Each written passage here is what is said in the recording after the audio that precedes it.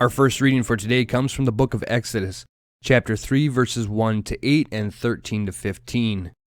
Verse 1 of chapter 3 sets the stage for us, while simultaneously teaching us a very important lesson. There, the inspired author of the sacred page writes, Moses was tending the flock of his father-in-law Jethro, the priest of Midian. Leading the flock beyond the wilderness, he came to the mountain of God, Horeb. To see what this verse teaches, we need to read verse 2. There we are told that when at the foot of Mount Horeb, the angel of the Lord appeared to Moses as fire, flaming out of a bush. When he looked, although the bush was on fire, it was not consumed. This verse communicates what will be the focal image of our conversation for today. But by taking a moment to reflect closely upon the interrelation between these two verses, we learn a lesson that's of the utmost importance for daily life.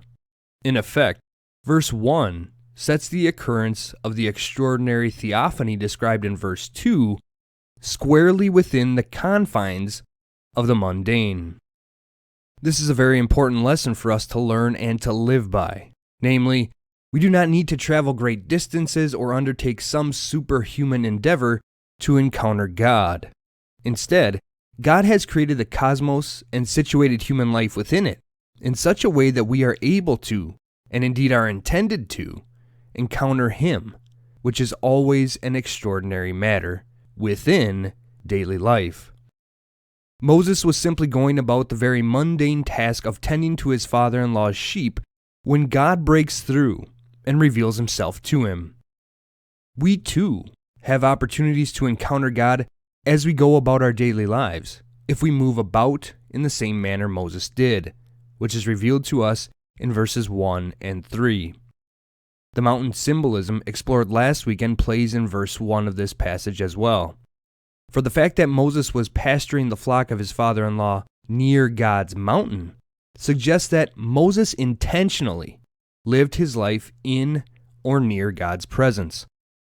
Then in verse 3, we read that when Moses saw the burning bush, he decided, I must turn aside to look at this remarkable sight. Why does the bush not burn up?